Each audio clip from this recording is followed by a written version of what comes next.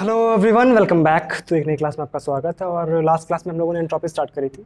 आज उसको फिनिश करना है। मतलब आज जो एंट्रोपी में बचे हुए कॉन्सेप्ट्स हैं, हम लोगों ने पिछली क्लास में क्या किया था कि फर्स्ट ऑफ ऑल एंट्रोपी को इंट्रोड्यूस किया था, ठीक है। फिर हमने देखा था एंट्रोपी प्रिंसिपल क्या होता है। फिर हम लोगों ने एंट्रोपी प्रिंसिपल के डिफरेंट डिफरेंट एप्लीकेशंस देखे थे, लाइक हीट ट्रांसफर अगर दो फाइनाइट बॉडीज के बीच में हो रहा तो हम किस तरह से उसमें एंट्रोपी जो चेंज है वो कैलकुलेट करेंगे, किस तरह से मैक्सिमम वर्क कैलकुलेट करेंगे, ठीक है। तो ये सारी चीज़ें हम लोगों ने अलग अलग बॉडीज के लिए देखी थी। आज हम लोग क्या देखेंगे, फर्स्ट ऑफ ऑल कि एंट्रोपी एक आइडियल गैस के लिए हम लोग किस तरह से कैलकुलेट करते हैं। मतलब एक आइडियल गैस है, उसमें हम लोग पैरामीटर्स को चेंज करते हैं, लाइक टेम्परेचर चेंज किया, प्रेशर चेंज किया, वॉल्यूम चेंज किया। तो पैरामीटर्स को जब हम चेंज करते हैं तो एक आइडियल गैस की एंट्रोपी में कितना परिवर्तन होता है उसको आज हम कैलकुलेट करने वाले हैं, ठीक है। तो क्या चीज, entropy of an ideal gas, ठीक है। Entropy of an ideal gas, ठीक है। Entropy of an ideal gas, ठीक। देखो, first of all ideal gas से हम शुरुआत करेंगे, ठीक है। आइडियल गैस के लिए इक्वेशन क्या होता है? आइडियल गैस के लिए इक्वेशन होता है PV is equal to RT, ठीक है। फॉर 1 मोल गैस हम लोग लेके चल रहे हैं, ठीक है। तो इसको आप डिफरेंशिएट करो जरा, क्या आ जाएगा? DP या सबसे पहले PdV plus VdP is equal to RdT। ये सही है, कोई दिक्कत? आइडियल गैस के लिए हमें पता है, ठीक है। अच्छा, ओके। मान लो इक्वेशन नंबर 1 है ये।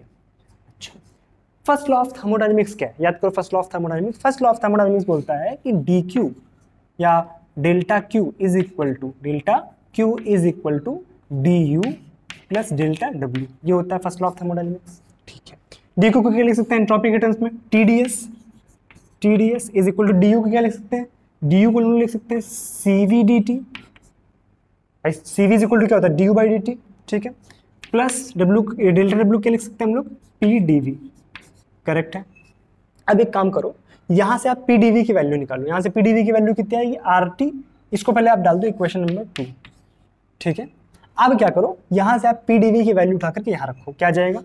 TdS is equal to CV dt plus PdV की जगह हम लोग रख देंगे, PdV की जगह रख देंगे हम लोग RdT माइनस VdP, करेक्ट है, ठीक है। इन दोनों में देखो dt कॉमन, इन दोनों में अगर dt कॉमन अंदर बचेगा CV प्लस R। और CV प्लस R क्या होता है? हम लोग एक बात जानते हैं कि CP minus CV is equal to R। तो CV प्लस R क्या हो जाएगा? CP। तो इसको हम लिख सकते हैं TdS is equal to CP dt minus VdP। इसको डाल दो इक्वेशन नंबर 3, सही है। 1 2 3। अब अच्छा, हमारे पास 2 इक्वेशन तो बिल्कुल परफेक्ट बन गए। इससे हम क्या करेंगे, थोड़ा सा एक तीसरा इक्वेशन बनाएंगे। देखो, एक है CV के टर्म्स में, एक है CV में, सॉरी CP में, ठीक है। अब हम क्या करेंगे, कैसी इक्वेशन बनाने का प्रयास करेंगे जो CP और CV दोनों में हो। तो हम क्या करेंगे, देखो ध्यान से, अगर यहाँ पे CP का मल्टीप्लाई करा दे और यहाँ पे CV का मल्टीप्लाई करा दे तो ये टर्म दोनों में बराबर हो जाएगा और वहां से हम CP CV में कुछ एक रिलेशन बना सकते हैं, ठीक है। अच्छा, देखो ध्यान से क्या आएगा। आप क्या करो, इक्वेशन नंबर 2 में मल्टीप्लाई कराओ CP का, ठीक है। और इक्वेशन नंबर 3 में मल्टीप्लाई कराओ CV का। इक्वेशन नंबर 3 में मल्टीप्लाई कराओ CV का, और दोनों इससे आप इसको घटा दो, इससे आप इसको घटा दो। अच्छा, ठीक है। क्या आ जाएगा? देखो ध्यान से, यहां पर आ जाएगा CP TdS is equal to CP CV dt plus CP PdV, ठीक है। इसमें क्या आ जाएगा? CV TdS is equal to CV CP dt minus CV VdP, correct है। मैंने क्या बोला? दोनों को घटा दो, घटाने पर क्या आएगा? ये माइनस ये प्लस, ठीक है। ये क्या, सॉरी ये कहाँ कैंसिल कर दिया मैंने? ये आपका था TdS, है ना, और यहाँ पे क्या था आपके पास? CV TdS, ठीक है। ये दोनों आपके कैंसिल हो गए, ये दोनों आपको कैंसिल होगा। जब कैंसिल होगा तो यहाँ पे क्या आ जाएगा? CP माइनस CV, है ना, into TdS is equal to, यहाँ पे क्या आ जाएगा? CP PdV plus CV VdP, correct है। कोई दिक्कत आता है? CP माइनस CV क्या होता है? R होता है। CP माइनस CV क्या होता है? R होता है। तो ये आ गया RT, RT को हमने उधर भेज दिया, ठीक है। क्या आ जाएगा यहाँ से? DS इज इक्वल टू, ठीक है, ये आ गया हमारे पास CP upon RT into PdV plus CV upon RT into V D P. Correct है, कोई दिक्कत है यहाँ तक? सब सही लिखा है ना? Okay okay okay. यहाँ से आप एक काम करो, P upon R T, P upon R T को क्या लिख सकते हैं? 1/v। P V is equal to क्या होता है? R T. तो P upon R T, P upon R T को लिख देंगे 1/v। ठीक है, इसको कर सकते हैं हम लोग 1/v। ठीक है, लेट मी चेक आपको दिख रहा है या नहीं दिख रहा है। हाँ ओके ठीक है, चलो ये हो गया हमारे पास। अब एक काम करते हैं, इसको थोड़ा सा रीअरेंज करते हैं, इधर शायद आपको दिख रहा होगा। ठीक है, इसको थोड़ा सा हम लोग रीअरेंज करके लिखते हैं। क्या आ जाएगा यहाँ से? ds is equal to C P into D upon V plus C V into V upon R T. V upon R T क्या हो जाएगा? वी अपॉन आर टी हो जाएगा 1/p, तो हो जाएगा C V D P by P. ये दिख रहा है? हाँ ठीक है, इधर अपन कैलकुलेशन कर सकते हैं, थोड़ी सी जगह है। ठीक है ओके, ये आ गया हमारे पास। अच्छा, अब एक काम करो, यहां से भी आप थोड़ा सा ds के टर्म्स में लिखने की कोशिश करो। इसको क्या लिख सकते हैं?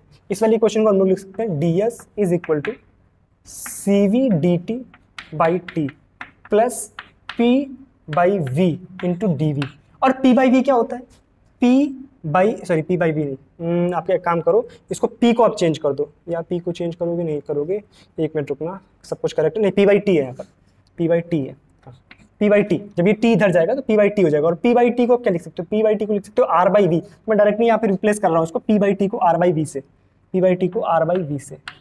सही है, अब यहाँ पे आ जाओ, इसमें क्या करेंगे? इसमें t को उधर भेजेंगे तो आ जाएगा हमारे पास ds is equal to C P D T by T, ठीक है, minus v by T into D P. और v बाई टी को भी लिख सकते हैं R by P, v by T को भी लिख सकते हैं हम लोग R बाई पी। ठीक है, ये तीन इक्वेशन आपके पास बन गए हैं। ठीक है, ये तीन इक्वेशन आपके पास बन गए हैं, जो कि आपके, ये आपका v और p में, ये है आपका t और v में, ये आपका है t और p में। हमारे पास तीन इक्वेशन एंट्रोपी के। अब बचा क्या है? सिंपल, इसको इंटीग्रेट करना है। इंटीग्रेट करेंगे तो हमें चेंज इन एंट्रोपी मिलेगा। अब मैं काम करता हूँ, ये वाली जो जगह है इसको मैं साफ करता हूँ, यहाँ पे मैं इसको इंटीग्रेट करता हूँ। ठीक है,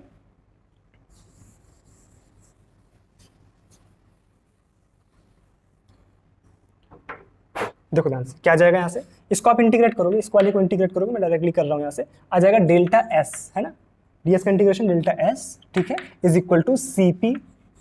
ठीक है, इंटीग्रेशन करेंगे फ्रॉम v1 टू v2, वही मतलब एक स्टेट से दूसरी स्टेट तक हमने किया, मतलब वन स्टेट से टू स्टेट तक गया है कोई पार्टिकल, तो मतलब सिंपल वॉल्यूम जो है वो v1 से v2 हो गया है, टेम्परेचर जो है वो t1 से t2 हो गया है, प्रेशर जो है वो p1 से p2 हो गया है। तो सारी जगह पे हम क्या करेंगे? लिमिट जो लगाएंगे वो लगा देंगे, जैसे यहाँ पर हमने इंटीग्रेशन लगाया। ठीक है, यहाँ पर इंटीग्रेशन में लगाया। ठीक है, तो यहाँ पर वॉल्यूम क्या? v1 से v2। ठीक है, यहाँ पे प्रेशर क्या? p1 से p2, है ना। उसी तरह से यहाँ पे टेम्परेचर T1 से T2, तो हम लोग डायरेक्ट इंटीग्रेशन भी करेंगे। Cp इंटू 1/v का इंटीग्रेशन क्या होता है? ln v। तो लिमिट रखेंगे तो क्या आ जाएगा? ln v2 by v1 plus यहाँ पे क्या आ जाएगा? Cv ln p2 by p1। समझ आ रहा है मैं क्या कर रहा हूँ? क्या मैं इसे अकेला सीख रहा हूँ? नहीं, देखो ध्यान से, यहाँ पे क्या किया? 1/v का इंटीग्रेशन ln v और लिमिट्स डायरेक्ट पुट कर दी तो v2 बाई v1 हो गया। यहाँ पे क्या हो गया? 1/p का इंटीग्रेशन ln p और लिमिट्स पुट कर दी तो p2 बाई p1। कोई दिक्कत है यहाँ तक? अच्छा ओके ठीक है, इसको इंटीग्रेट करो, क्या आ जाएगा? Delta S is equal to इसको इंटीग्रेट करोगे कहाँ से कहाँ तक? T1 से T2। ठीक है, इसको इंटीग्रेट करोगे V1 से V2। समझ आ रहा है? ठीक है, क्या आ जाएगा? CV ln T2 by T1 plus इसको करोगे R ln V2 by V1। ठीक है, यहाँ पे आ जाओ, इसको इंटीग्रेट करोगे, डायरेक्ट कर रहा हूँ मैं। Delta S is equal to CP ln T2 by T1 minus R ln P2 by P1। ये तीन इक्वेशन बने हमारे पास। ये क्या बने? तीन इक्वेशन बने हमारे पास, जो कि दिखाते हैं कि किसी भी आइडियल गैस के लिए एंट्रोपी में चेंज कितना होता है अगर कोई भी एक स्टेट से, जो गैस है वो एक स्टेट से दूसरी स्टेट तक ले जाई जा रही किसी भी प्रोसेस। अब देखो हम लोग अभी ये जनरल लिखा हुआ है, जनरल रिजल्ट लिखे हुए हैं। अब हम लोग स्पेसिफिक प्रोसेस ऐड करेंगे। मान लो हम देखेंगे कि एक आइसोथर्मल प्रोसेस के लिए या आइसोबैरिक प्रोसेस के लिए या आइसोकोरिक प्रोसेस के लिए किस तरह से ये जो इक्वेशंस हैं ये मॉडिफाई होते हैं। बात समझ आ रही है? तो मैं इधर इसको साफ कर देता हूँ।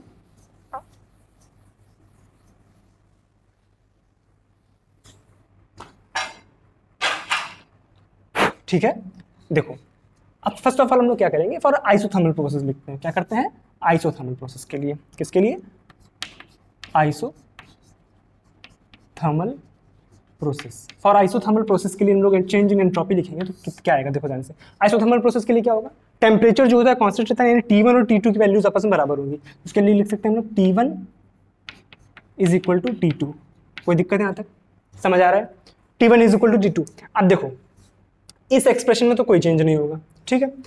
अगर आइसोथर्मल प्रोसेस है मतलब यहाँ पर क्या कर सकते हैं हम लोग, इसको कर देंगे ये T1 is equal to T2 रखेंगे।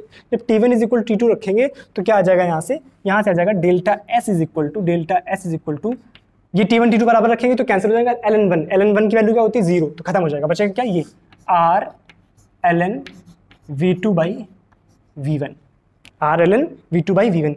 अब इसमें आ जाओ, यहाँ पे भी टेम्परेचर का टर्म है तो इसमें देखो, उसमें देख रहे हैं हम लोग रिजल्ट, इसमें टेम्परेचर का टर्म है ताकि हमें समझ तो आए कि आइसोथर्मल प्रोसेस किस तरह से काम कर रहा है, ठीक है।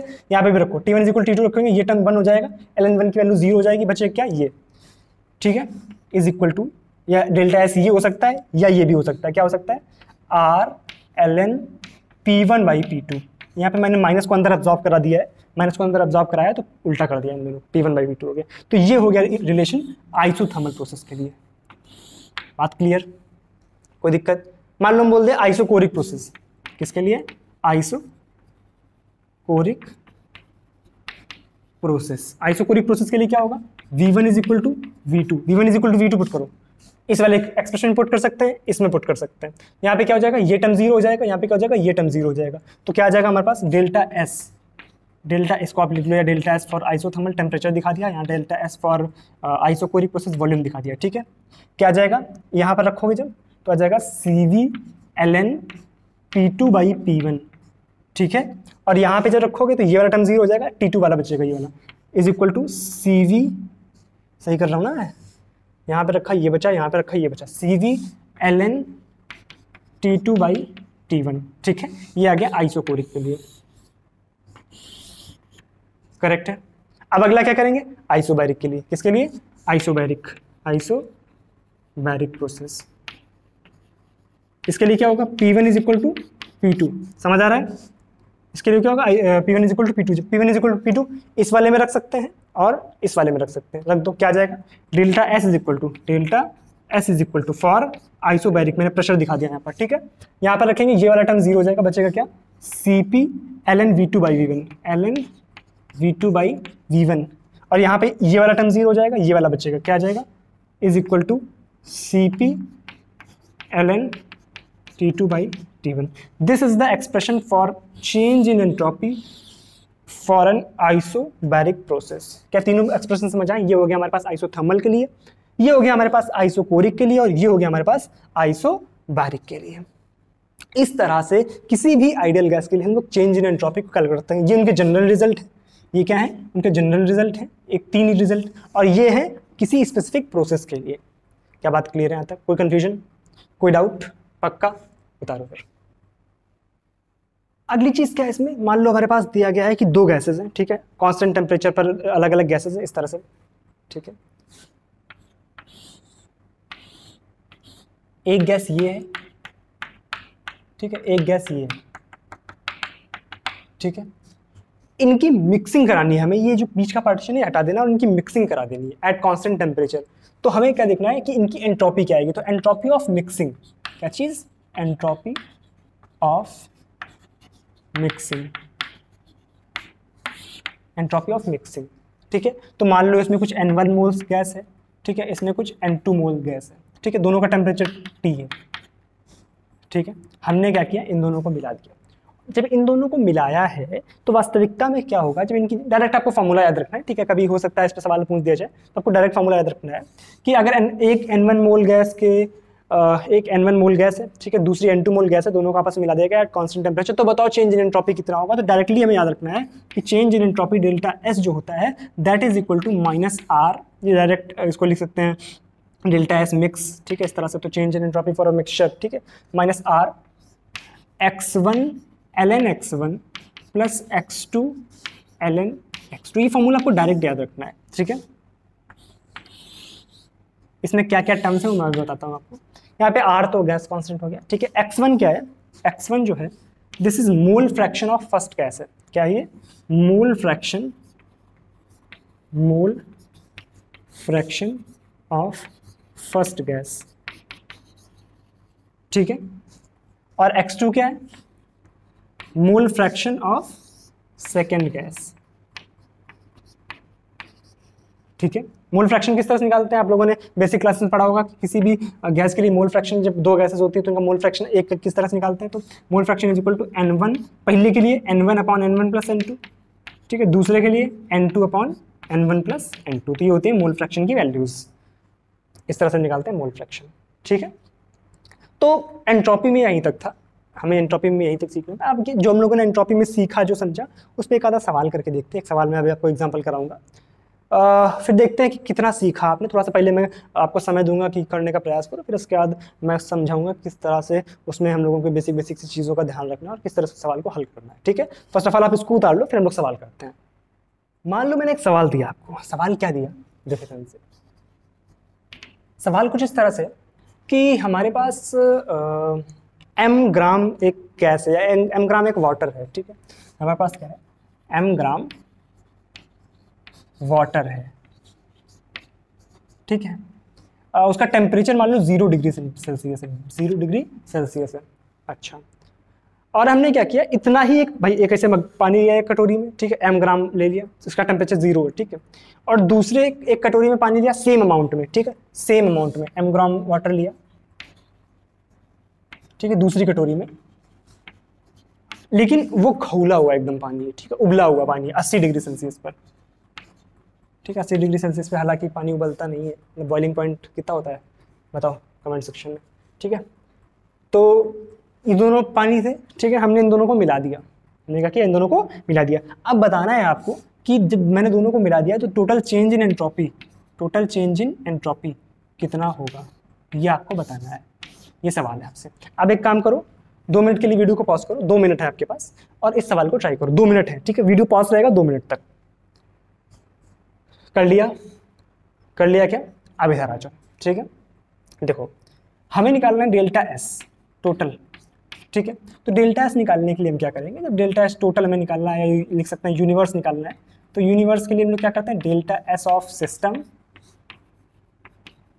Plus delta S of surrounding, ठीक है।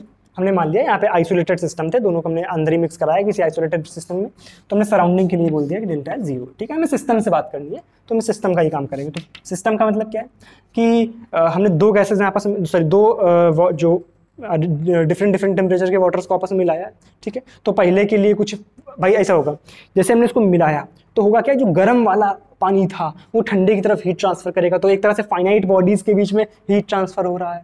और जब दो फाइनाइट बॉडीज के बीच में हीट ट्रांसफर होती है तो हम जानते हैं एंट्रोपी किस तरह से कैलकुलेट करते हैं फाइनाइट बॉडीज के लिए, ठीक है। तो हम पहले के लिखेंगे, पहली वाली बॉडी के लिए delta S1 plus delta S2, correct है, delta S1 plus delta S2, ठीक है। याद करो कि मैंने कैसे सिखाया था, मैंने सिखाया था कि डेल्टा S क्या होता है, डेल्टा S होता है आपका इंटीग्रल dQ/T, ठीक है।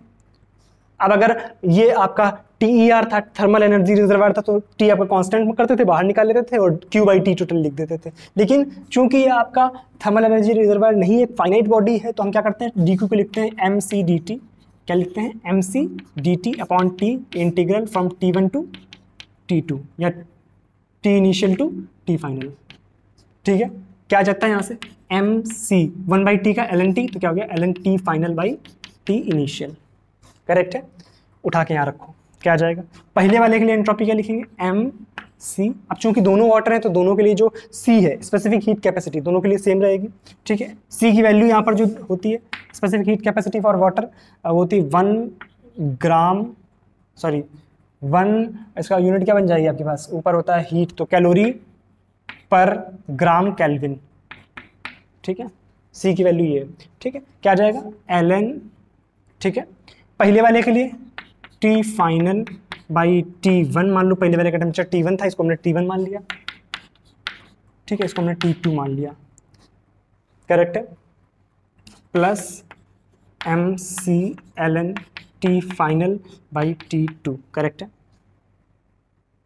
अब एक काम करो, क्या करो, ये हमारे पास आ गया, ठीक है। हमें चाहिए T फाइनल। T फाइनल कैसे निकालेंगे, T फाइनल ऐसे समझो कि हमारे पास जब हमने दोनों को आपस में मिलाया तो हीट ट्रांसफर हुई, हीट किस जितनी इससे इसमें गई है, ठीक है, यहाँ से हीट निकली जितनी उतनी ही तो उसमें गई है, तो वही अमाउंट हम निकालने का प्रयास करेंगे। देखो फर्स्ट ऑफ ऑल हम लोग देखते हैं कि मान लो इसमें से हीट निकली है Q1, ठीक है, यहाँ से हीट Q1 निकली और इसमें चली गई, ठीक है, तो मान लो उसमें Q2 जा रही तो Q1 is equal to Q2 तो होगा, ये तो बात हमें पता है, ठीक है। Q1 कैसे निकालेंगे, इसके लिए Q mc डेल्टा T, तो क्या जाएगा mc डेल्टा T। इसका इनिशियल टेम्परेचर कितना है, इसका इनिशियल टेम्परेचर T ज़्यादा कौन सा होगा, T2 माइनस T फाइनल, ऐसे करेंगे, समझ रहे हो ना, इज इक्वल टू mc, इसका इसमें ज़्यादा कौन सा होगा, फाइनल वाला, T final minus T1, correct है। इधर ये आपका सेपरेट, सॉरी इधर ये आपका सेपरेट है, ठीक है, इसमें कन्फ्यूजन मत होना, वो अलग लिखा हुआ है, ठीक है। तो mc ने mc को मार दिया, ठीक है, same amount same specific heat है, ठीक है। ये क्या जाएगा यहाँ से, T2T final is equal to T1 plus T2, correct है, 2T final is equal to T1 plus T2। अब T1 कितना, इसको हम लोग चेंज कर लेंगे, ये T1 क्या हो रहा है यार, T1 को इसमें 273 जोड़ देंगे, क्या आ जाएगा 273 केल्विन, और ये आ जाएगा आपके पास 273 इसमें जोड़ेंगे तो आ जाएगा 3 8 8 7 15 353 केल्विन, ठीक है। तो ये होगा T1 T2 की वैल्यू। तो T फाइनल किस तरह से लिख सकते हैं, T final is equal to T1 T2, इन दोनों को जोड़ेंगे 3 3 6 7 5 12 और 3 2 5 1 6 बटे 2, यह आ जाएगा आपके पास 313 केल्विन। तो ये हो गया फाइनल टेम्परेचर, अब हमें करना क्या है, सारी वैल्यूज पुट करनी है, ठीक है। कहाँ करूँ, चौक उठा लेता हूँ, अरे इधर कर लेता हूँ ऊपर, ठीक है। देखो यहाँ से क्या आ जाएगा, यहाँ से आ जाएगा हमारे पास delta S total universe is equal to mc common है, m की वैल्यू रख दोगे, यहाँ पर रखोगे 1 ग्राम इंटू c की वैल्यू रखोगे 1 कैलोरी पर ग्राम केल्विन, ठीक है, इंटू लेट मी चेक, आपको दिख रहा है इधर साइड, हाँ ठीक है, अभी दिख जाएगा, ठीक है, 1 कैलोरी पर ग्राम केल्विन। यहाँ क्या जाएगा ln T फाइनल कितना 313 अपॉन T1 कितना है 273 प्लस ln T फाइनल कितना है 313 अपॉन T2 कितना है 353, ठीक है। अब क्या करना है आपको, इसको सॉल्व करना है, इसको मैं नहीं सॉल्व कर रहा हूँ, ठीक है, सिंपल सा एक्सप्रेशन है, आपको ये वैल्यूज करनी है, कैलकुलेटर से कर सकते हो इसको, हाथ मतलब नॉर्मली तो करना थोड़ा सा मुश्किल है, इसको कैलकुलेटर से सॉल्व करो और देखो क्या आंसर आता है इसका, ठीक है। जो भी डेल्टा एस आ जाएगा, डेल्टा एस यूनिवर्स जो भी आ जाएगा, ठीक है, वो आप कमेंट सेक्शन में लिखोगे, ठीक है, right in the comment section,